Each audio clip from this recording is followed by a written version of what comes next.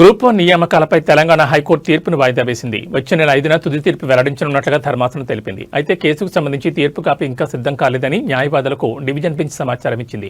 దీంతో ఫిబ్రవరి 5న కేసులో తుది తీర్పు వెలువడనుంది.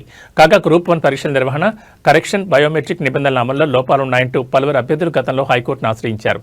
దీనిపై విచారణ జరిపిన సింగిల్ బెంచ్ గ్రూప్ 1 ఫలితాలను రద్దు చేస్తూ సంచలన తీర్పునిచ్చింది.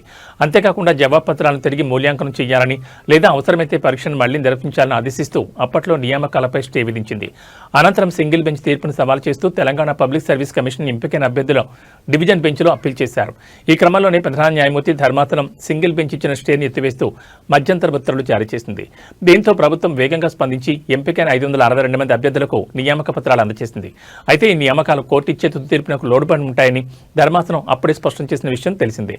అయితే ఇప్పటికే ఉద్యోగాల్లో చేరిన అభ్యర్థుల నియామకాలు సుస్థిరమవుతాయా, మూల్యాంకనం, బయోమెట్రిక్, ఓఎంఆర్ షీట్లపై వచ్చిన ఆరోపణలను కోర్టు పరిగణలోకి తీసుకుంటుందా అనే విషయం 562 మంది గ్రూప్ 2 అభ్యర్థుల భవితవ్యంతో ముడిపడింది.